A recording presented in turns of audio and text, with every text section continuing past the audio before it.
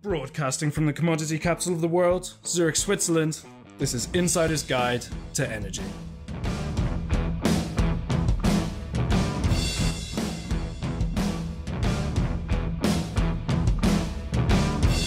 This edition to Insider's Guide to Energy is brought to you by Fidectus. Go to www.fidectus.com for more information.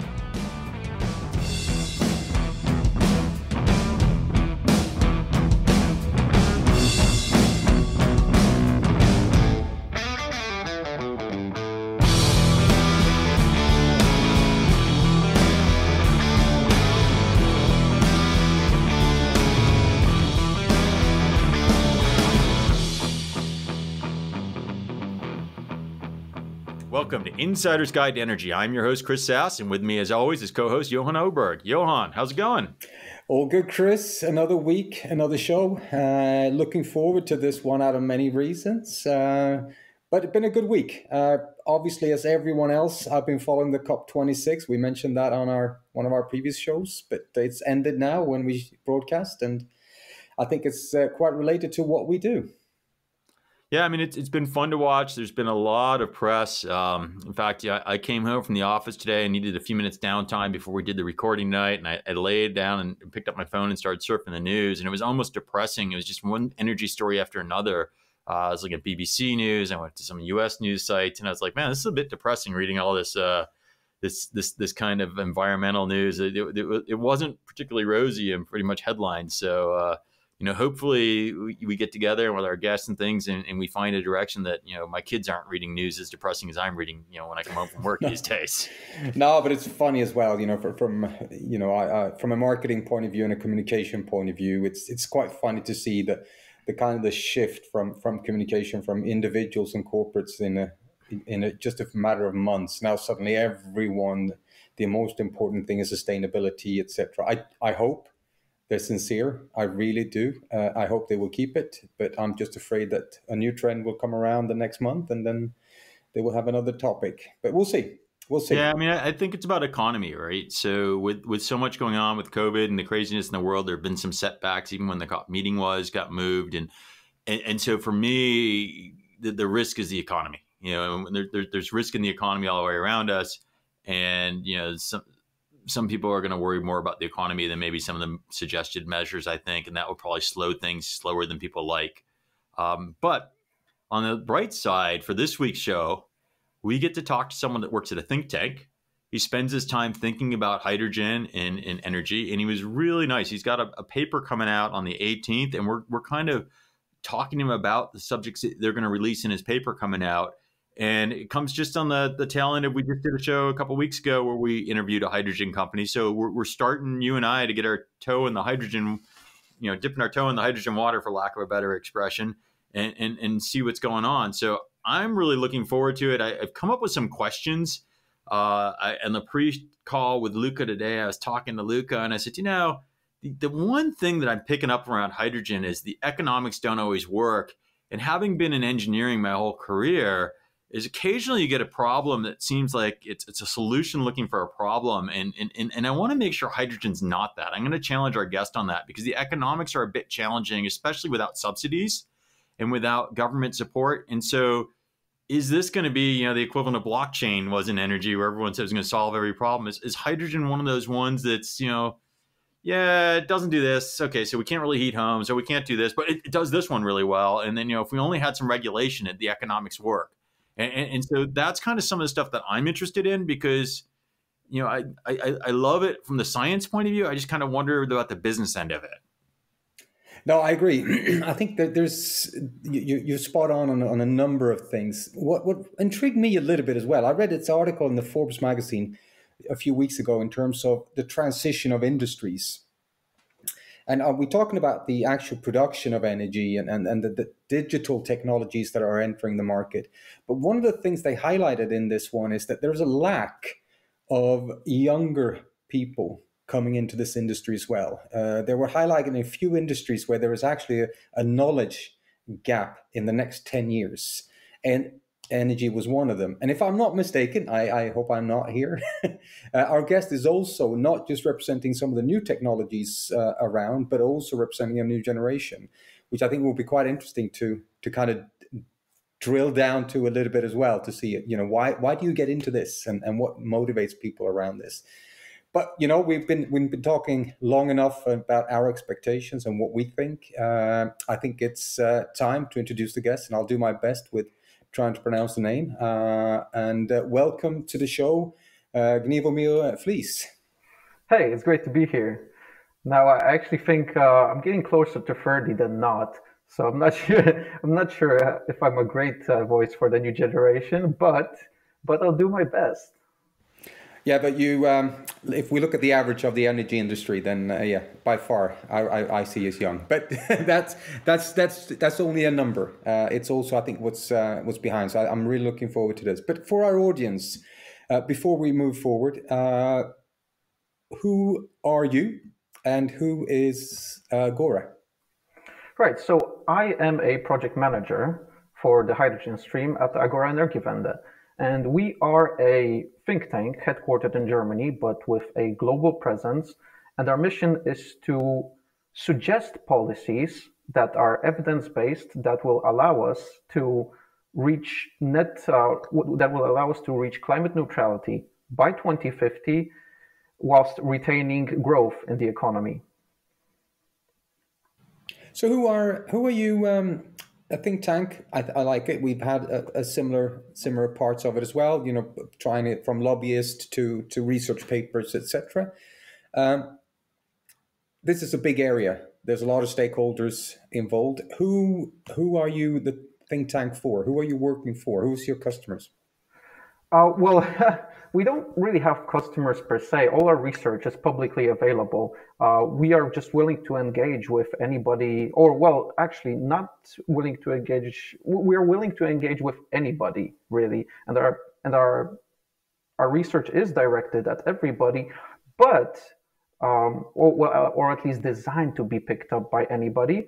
But it is directed at policymakers, and we are very much targeting the German policymakers, as well as the European policymakers, but not just limited to that. Agora has branches in Beijing.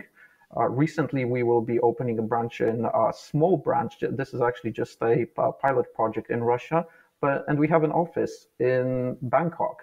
So we are, yes, our work is global in reach, and we are very much targeting. I guess the customer is the policymaker. As a commercial person, there's always a customer behind it somewhere, right. which is quite interesting. We talked a little bit about the introduction here on energy sources, and then specifically on hydrogen. We had a guest on a few weeks ago talking about green hydrogen.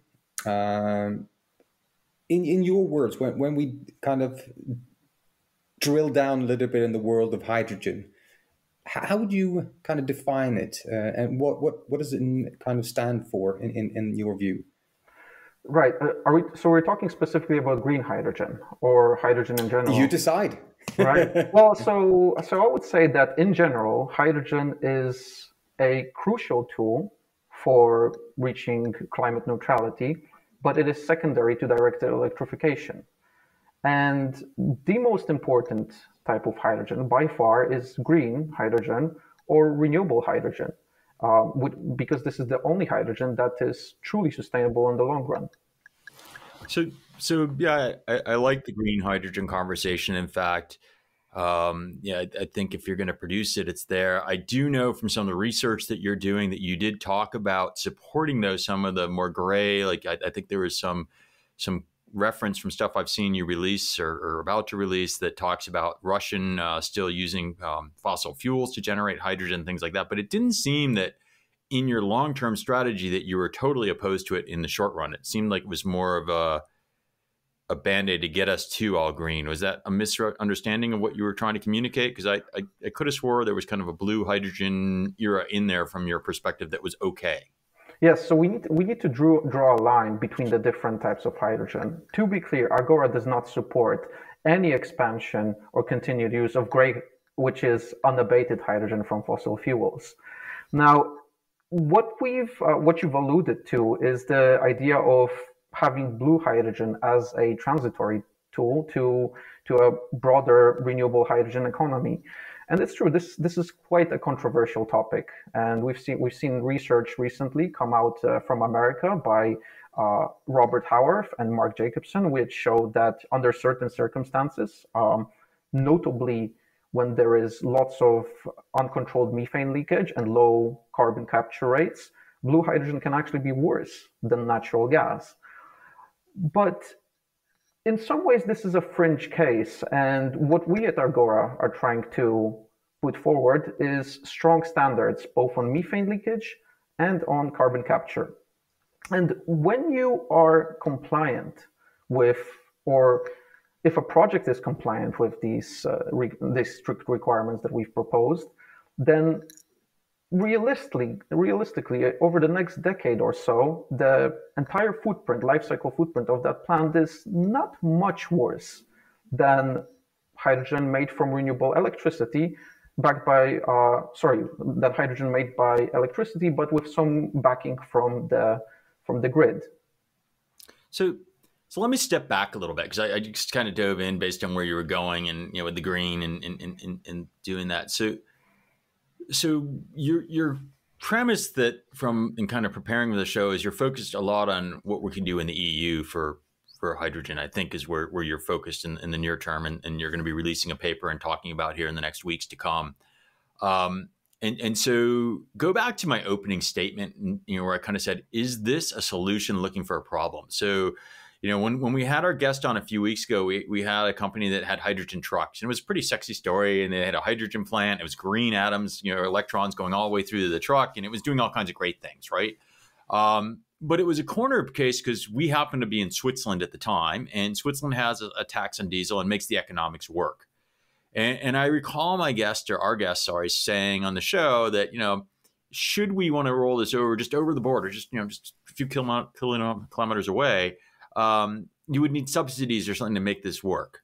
And so I think from your perspective as well, and you talked about who your customer is and making policy and things like that, there's an angle to that. So where do the economics start working? Because you talk about where having hydrogen should be, and if you don't want to get the methane leak and you don't want to have all this and that, you just produce it right in your backyard. You don't have long pipelines and things like that, and that works really well, unless perhaps maybe you live in Germany or somewhere like that where it may be less well.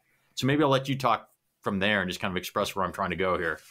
Well, Chris, you've touched upon a number of different topics, and I'll try to address them all as succinctly as possible. But I reckon so just to pick you up on this cost issue, and it's true, renewable hydrogen is not cost competitive today with the alternatives in the vast majority of the world. Now, in Switzerland, Switzerland can be considered as some of the best environment to make, and it is rather a unique environment to make the economics of green hydrogen work, because it has nuclear power, but it has, maybe even more importantly, hydro, which provides high capacity factors to electrolyzers, and as you mentioned, for trucks, it has these special incentive taxes that tip the scale in favor of green hydrogen. Now, these factors are not present in most of the world, and well, a lot of countries will struggle to find such a great hydro supply that Switzerland has. So yes, in the vast majority of the world, renewable hydrogen requires subsidies. And the reason we are talking about renewable hydrogen is because, as I mentioned, it is the only hydrogen that is sustainable in the long run. So just to make this point also clear, whilst Agora recognizes that blue hydrogen can be can be near zero carbon, it is not zero carbon. So we don't see a large role for it by 2050. It is at best a transitory tool, but it can be helpful when you consider the amounts of renewable energy that would need to be produced in order to make sufficient green hydrogen for all the uses where green hydrogen is a good idea or even indispensable. And then that brings us to the applications that are suitable for hydrogen. So there's a number of applications where hydrogen is the only means of decarbonizing certain industry. And this is particularly important for industrial applications in industries such as steel, such as fertilizers, such as methanol, and all the other different chemicals where hydrogen is used as feedstock. But there is also a number of other applications, for example, in transport, particularly long-haul transport, that requires then high-density fuels. So that is aviation or shipping. And in these sectors, we're going to need hydrogen, but perhaps not as hydrogen per se, but as a building block of hydrogen-based fuels. So I get that, and so maybe you could talk a little bit more about that specifically, right? What the building block is. So what I think I've heard you say in a previous conversation with you in the past, where there's certain things that hydrogen is not good at, right? I think Agora and yourself would say, hey, let's not go heat your home with it, because the efficiency of getting green hydrogen to heat your home is probably not ideal. That the loss ratio between all the steps, it just doesn't make sense. But what I've heard you say, hey, industrial uses all day long, long haul transportation all day long, and then I guess maybe help me understand what the feedstock is and what it really is and what the market value is of that, and what are we disrupting by doing that? Right. Well, I mean, what we're really disrupting is the emissions. Currently, in the chemical sector, what we're using is gray hydrogen, unabated hydrogen feedstocks. And for instance, in the steel sector, steel is responsible for 7% of global emissions.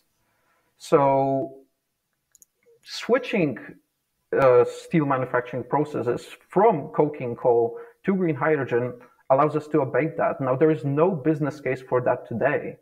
And that is because green hydrogen is still too expensive. That is because electrolyzers are too expensive.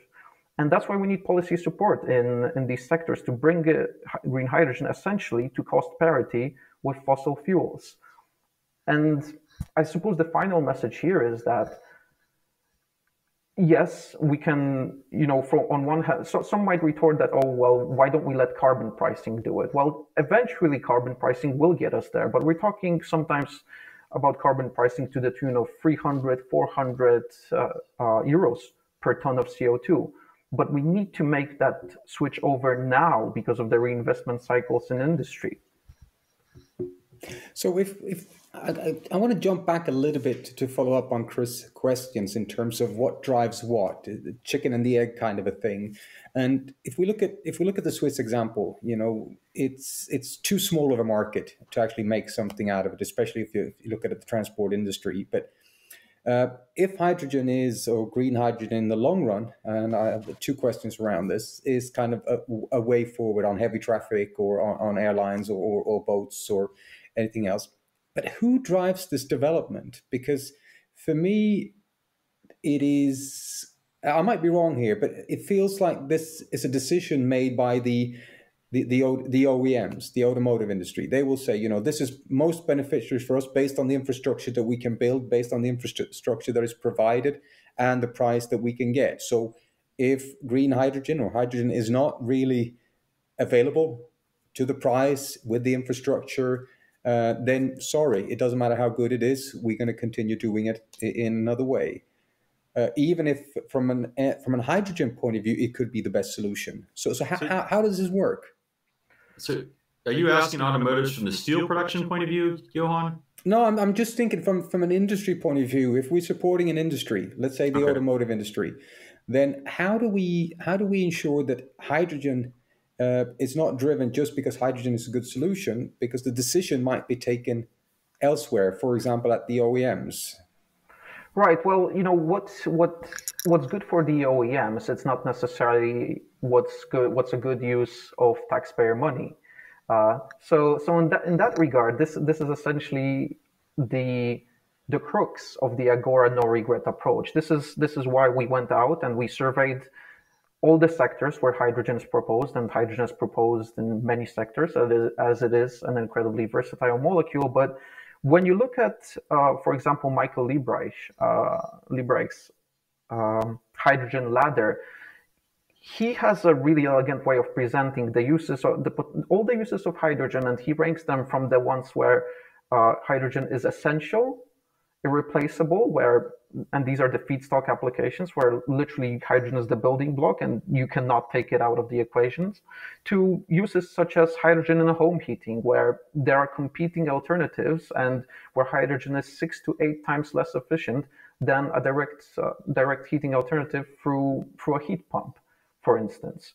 So the question of so there is an opportunity cost to making hydrogen policy, because you can support the rollout of, for example, hydrogen-fueled cars, but then you are subsidizing a solution that is now competing with a solution with another decarbonized solution that you've subsidized, which is the battery electric vehicle. So we propose to channel the subsidies in the sectors where we know direct electrification is not going to win, but where green hydrogen still remains uncompetitive versus fossil fuels. Okay, that's an interesting response, because that makes a little bit more sense where we can, if I understand it correctly, then pinpoint the specific areas where there's no alternatives, and this will be the only feasible one to replace the fossil fuel. Because otherwise, we have had this discussion. I think we had it on the show before. Elon Musk, we talked a lot about Tesla comes out with this, even the heavy trucks being electric, battery driven versus hydrogen, which he didn't believe in. So there's always this ping ponging back and forth. But I think this was it was quite of an interesting approach to it. So I guess in with the trucks, from reading some stuff you shared with me before the show, I mean, I think your view is that electrified trucks for short range may still make sense, and longer haul stuff may be hydrogen. Is I think you would tell me if I asked that. Is that correct? Yes, that's correct. And there is actually a very important point to be made here, that whilst the majority of even heavy-duty trucks majority of trips in heavy-duty trucks will be made by, or are likely to be made with battery technology, and that is data coming from the IEA, which surveyed the OEMs and plugged it into their model. So whilst the majority of these trips might be made by battery electric heavy truck, you have to realize that 80%, and this is in the context of 80% of trips being shorter than 400 kilometers, the other side of those trips, so the really long haul trips, which are over 500 kilometers, will likely be made by hydrogen trucks. And this is a good niche for hydrogen trucks, because these long trips require a lot of energy. So that means, practically, this means that we might not have as many hydrogen-fueled trucks as their battery trucks, but they will be essentially using the same amount of energy because they're just driving for longer distances. So there will be... Yeah? So are you looking at the problem holistically? Because, I mean, you're already starting with the concept that it has to be a truck for long haul. Is that the most efficient way to go 500 kilometers to deliver something? I mean, if we have a blank slate, right, and we're trying to save the world or whatever you think you're going to do here with your energy policy, is the truck a solution?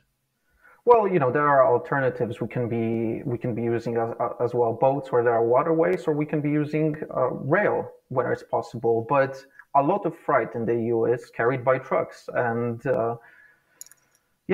it's just carried by trucks. So we are working. I'm just curious because you're kind of looking at this holistically, and I look at it holistically, going, okay, well, yeah, there's a lot of trucks in the U.S.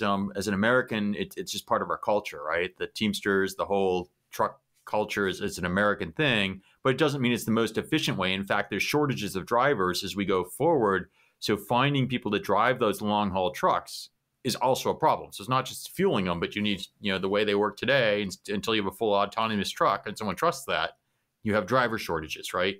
So I was just curious on that, but I don't want to belabor the point. I get that what I'm hearing you say is there's room in the world, and the plan probably has for both. The electrification is probably going to take place for anything 400 kilometers or less, more or less. And then for the long haul, where the efficiency and the energy gain is, hydrogen has a good use case, and the business case seems to make sense with a little bit of regulation in there to make that make sense, is what I think you're telling me. Yeah, that's I think that's a fair summary. So let's change gears a little bit. So we got this hydrogen, we got to distribute it, but you make it. And so if it's green hydrogen, you may make it, when the green is good. What do you do with the hydrogen until you need it? Like, how do you store it? Well, there's a number of options to store hydrogen, and really your storage option will depend very much on your use case of hydrogen. If you're producing green hydrogen for the trucking sector, it might be okay to store it at in a number of highly pressurized tanks, maybe even liquefy it, and then for the reasons of distribution. But if you are imagining a power system in 2040, and this is what we're imagining at Agora, we see hydrogen as an important way of seasonally balancing European power sector. So if you're talking about taking excess energy in the sun and then using that excess energy in the summer, and then using that energy and then wanting to shift that energy to the winter, really pressurized thing just won't do it. You're just not gonna. They're gonna become very expensive at the scale required. Fortunately, in Europe we have good geology, so we are able to leverage, or theoretically able to leverage, the cheapest form of hydrogen storage, which would be geological storage in the form of salt caverns. It is also possible to use depleted fields, but salt caverns actually offer the best economics, and they are uniquely suited to seasonal storage. So how does that work? Describe how you use a salt cavern. Oh, well, so a salt cavern is, a geological formation. It's quite inert. You pump some cushion gas. Well, the cushion gas has to be the same as the gas you're using in order to retain its purity. Yeah, so you pump some cushion gas, probably 1/3 of the volume, and then you pump in the hydrogen that you want to use. So you generate your hydrogen with electrolyzers. You pump it into the salt cavern, compress it, and then you store it in the geological formation until you need it. So how much do you lose on the storage? How much of that? Well, the storage is quite efficient. If you have a good salt cavern, you shouldn't be able to lose much. I suppose you do lose that third of the volume in the cushion gas, but ultimately, if you imagine a salt cavern operating for 10, 20 years, cycling couple of tens of times per year, the volume of the cushion gas is really minuscule compared to the volume of hydrogen that you pump in. And we're talking, just to give you a sense of scale, we're talking about gigawatt hours, like tens of gigawatt hours per salt cavern. So who's doing this today? Is you said theoretically. So when you say the word theoretically, that sounds like a not being done today thing. Well, so actually there is salt caverns have been used for hydrogen storage. I believe they are used in the US. There is one salt cavern. I don't recall if there is one in Europe, but it wouldn't surprise me if there was. Yep. However, salt caverns currently are used for natural gas storage. So that's where the theoretic comes from. Theoretic comes from the fact that it's been already used. It's just not used on a large scale because we don't need that sort of seasonal hydrogen storage yet. So two things that come to mind then is you mentioned another problem statement that I think that the industry needs to overcome between now, 2035, 2050, somewhere along the way is, so we still have gas pipelines, we still have other gas using the infrastructure that perhaps you would propose to use for hydrogen. How does that transition take place, and what are the economics of that transition? What forces us to stop pumping gas through that and pump hydrogen, let's say through a pipeline, or using the storage facility that I'm using for gas to now store hydrogen? What changes that? What tips the scale? A very difficult question. Well, what tips the scale? I suppose economically, and this goes back to the question of subsidies, and actually this is the crux of the hydrogen problem currently. This is the chicken and egg problem, that we don't have hydrogen users because we don't have hydrogen supply. But the reason why these two don't work maybe is because we don't have a nest, ergo the infrastructure to deliver the hydrogen from the optimal places to the places where the main users will be located.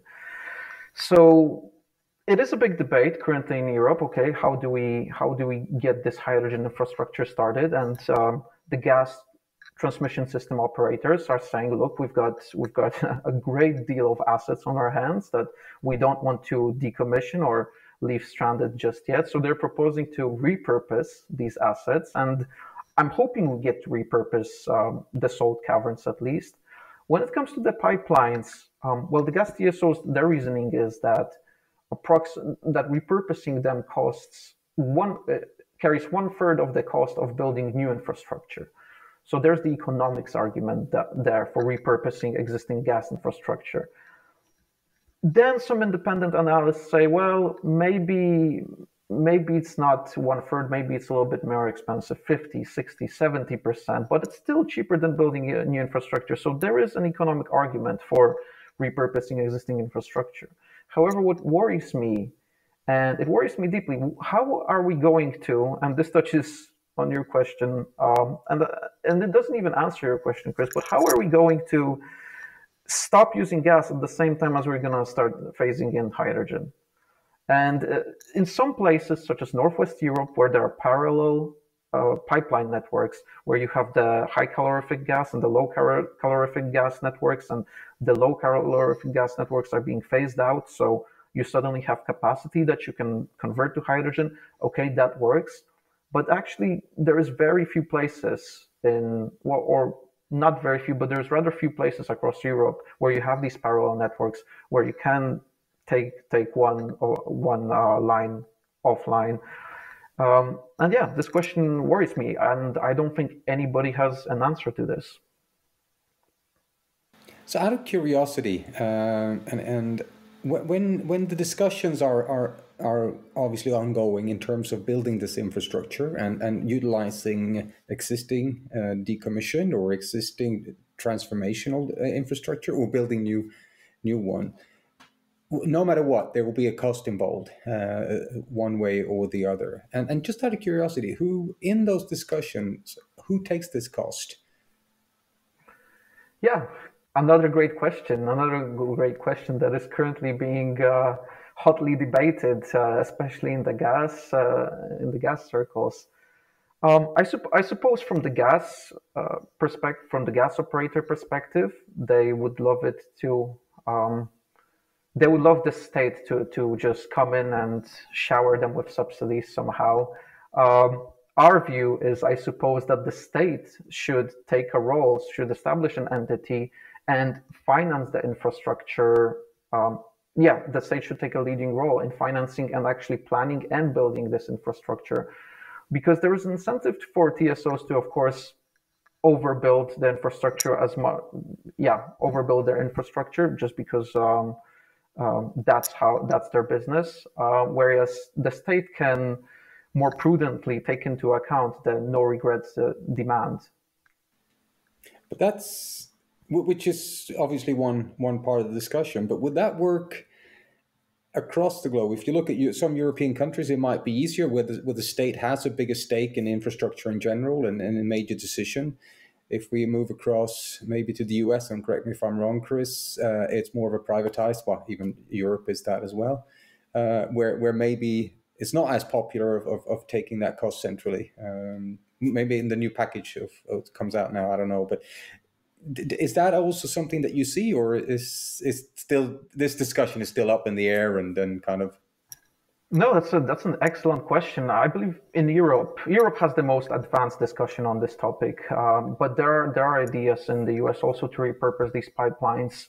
I'm actually not fully sure what the I haven't heard that much from the US side on this topic, but yeah.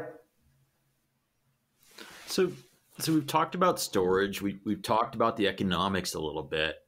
And I think you talked about compression and liquefaction. How does ammonia play into this? What's the value in ammonia and all this? Where is that? I know you mentioned it, but help me understand. I'm kind of a newbie here. Right. Well, ammonia is an interesting case because on one hand, it's a no regret hydrogen use. It is, fertilizer is going to be used in the future. It's an essential part of the commodity sector and of feeding the world. So it produces 2% of current global carbon dioxide emissions. So it is essential to decarbonize it, and there is really no other way to decarbonize it currently than with clean hydrogen. So as a commodity in its own right, it is a no-regret destination for hydrogen. But what's interesting ammonia is that it is quite a good hydrogen carrier.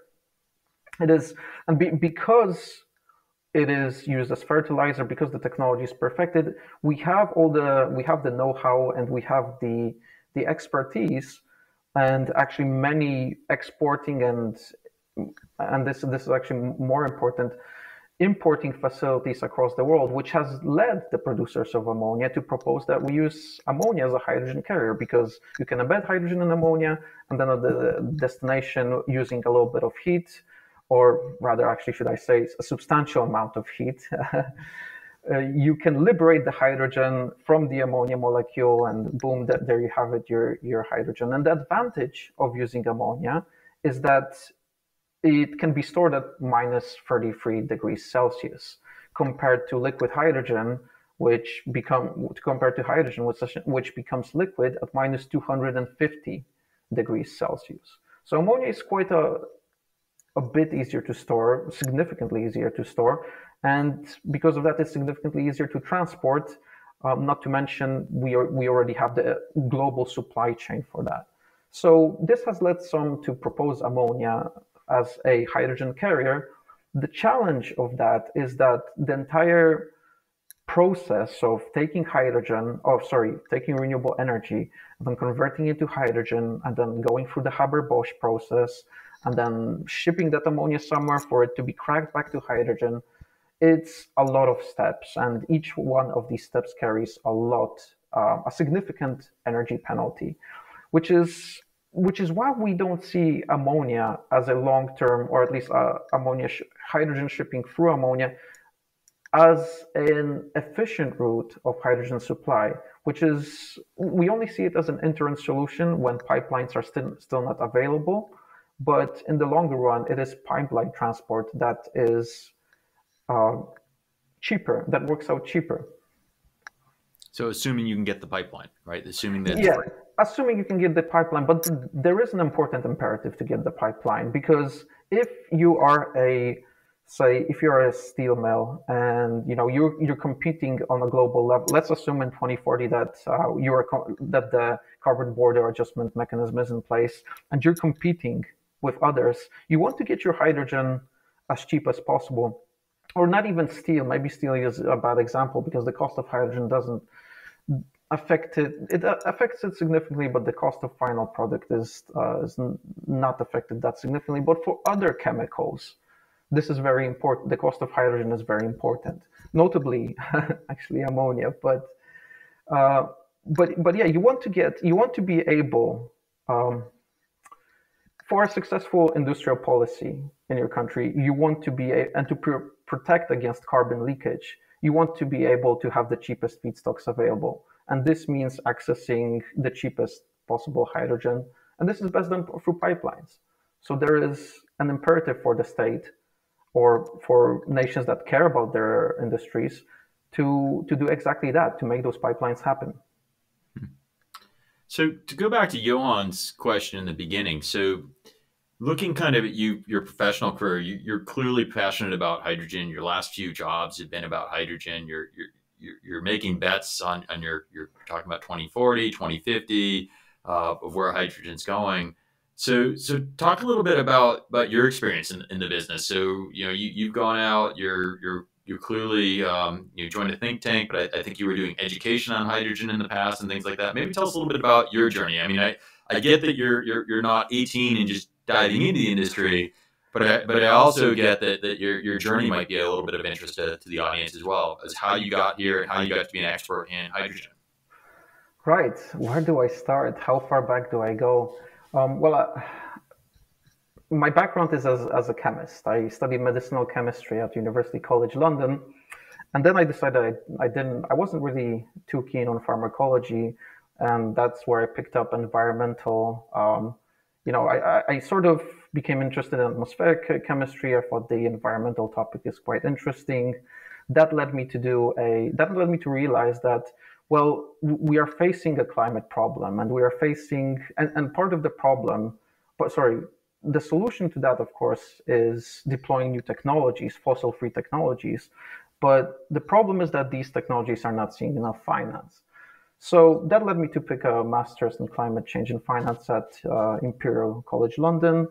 And through that, I was lucky enough to get a summer analyst placement at Investec, which is an investment bank. I did a 3-month research project. And this is where it all started, really.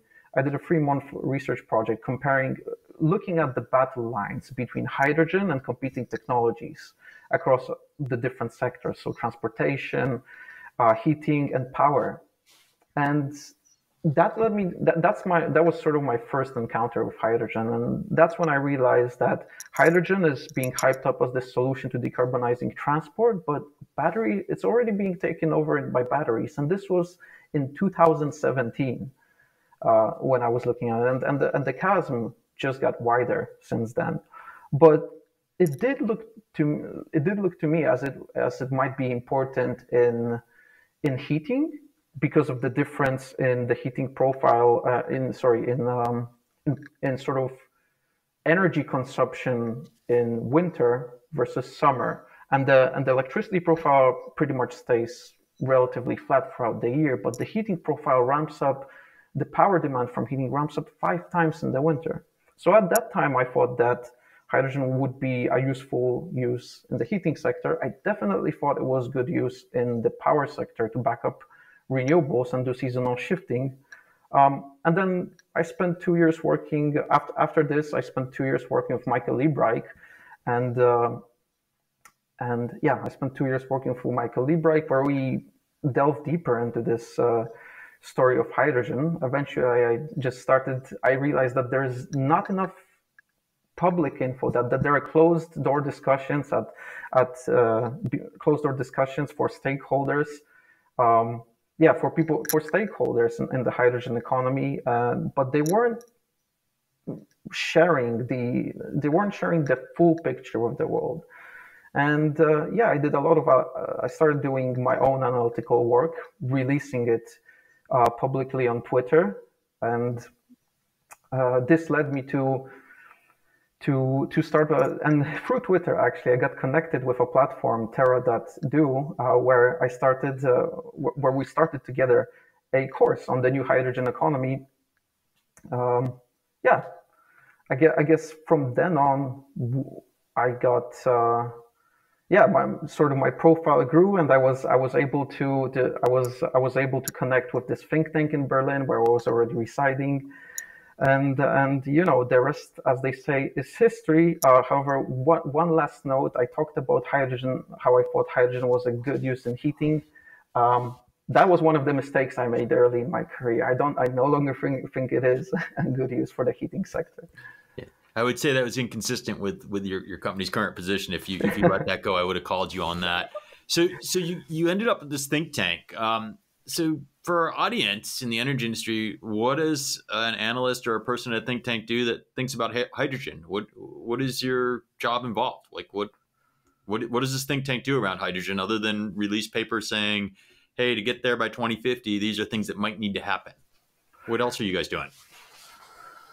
Well, we're coming up with policies to make it happen. So we care about hydrogen. We recognize, and we say this publicly, that hydrogen is part of the net zero story. And since our mission is to get to net zero and to provide evidence to policymakers, to provide evidence on the policies, or rather to suggest policies backed by evidence to policymakers, we review the available evidence out there, and this means looking at commercial reports. This means looking at the news and surveying the news. Looking at, for example, if Shell says they're deploying an electrolyzer, we try to figure out how much that electrolyzer costs.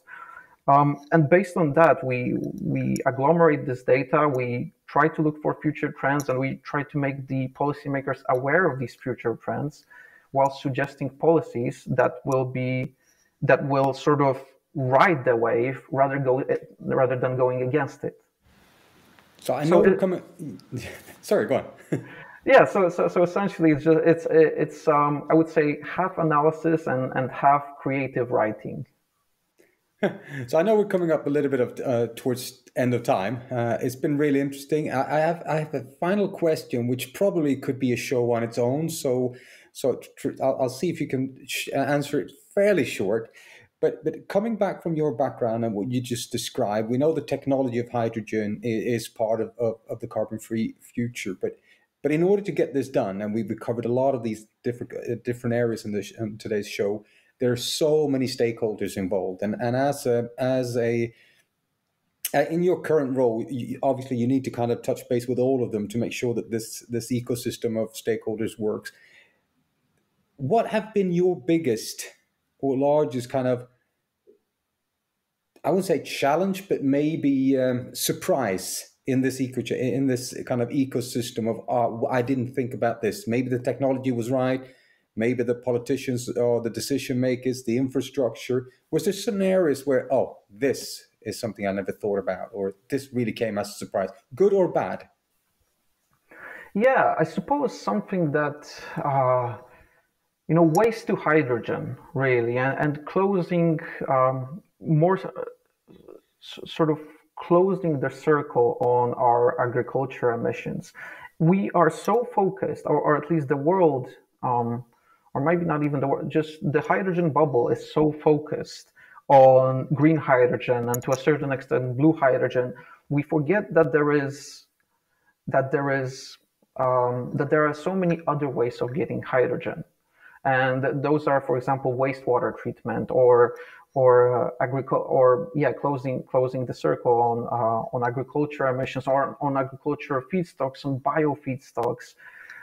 This came to me as a big surprise that there are business models that are not talked about, but actually are more materially efficient, and to a greater degree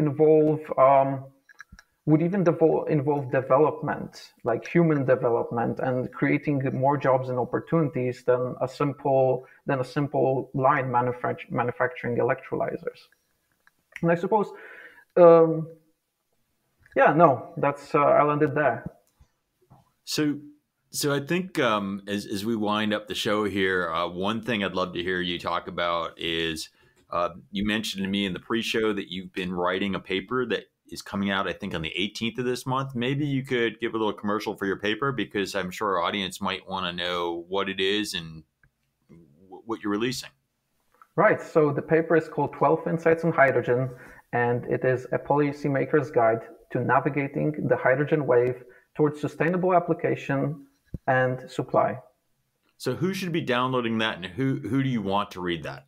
Everybody who's interested in hydrogen should read it. And is it available to everybody? Will it be on? Yes. It'll be released public, and if you don't have the time to read it all, well, I'll be doing a Twitter summary as well. So just from my academic days, is it peer reviewed, your paper, or is it just released from you guys? How do you make sure that it's in line with that it's just not your passion that's driving you, that there's some peer review?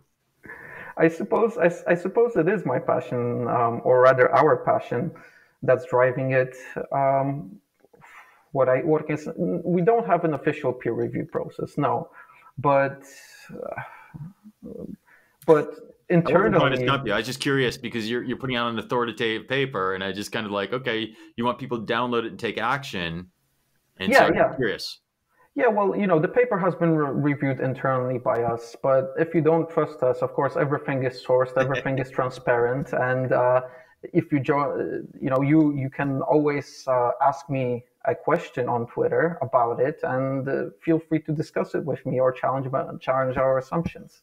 Awesome. Like I said, I wasn't trying to stop you. I'm just curious, because I always like to know where my information's coming from. And usually Johan's the hawk on the show that will say, we're follow the money. Where's the money coming for these things? Is kind of his way of thinking. I've really enjoyed the show. I think, I'm at risk of saying that every show, but the journey through this conversation, I think we covered a whole lot of ground in a very short period of time, very efficiently. You gave us concise answers. And I think the more I do this, the more complex the problem gets. The more time you spend looking at, let's say, hydrogen and specifics, and the more guests we talk to that do hydrogen, the nuance and the devil in the detail to make these things happen really becomes apparent, and why we need the dialogue so people can understand the hurdles. I want to thank you so much for being a guest. It's been a pleasure to meet you on the show and share your thoughts with our audience. Any final thoughts you want to share with the audience before we sign off?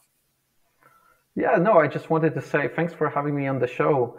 And yeah, read the 12 Insights. I've been working on this since February. I'm really proud of it, and I hope you really enjoy it. And that's it. Thanks a lot. Well, thank you again. And for our audience out there, you spent another hour listening to Insider's Guide to Energy. We hope you've enjoyed the show as much as we have. If you do enjoy the show, please share the show. If you're on Twitter and you're talking to our guests, please mention us, get us out there. And don't forget to subscribe wherever you get your podcasts, and follow us on LinkedIn. The LinkedIn numbers are going up and up each week. And the more you follow, the better the guests we get, and we keep the show going. So we look forward to talking to you again next week.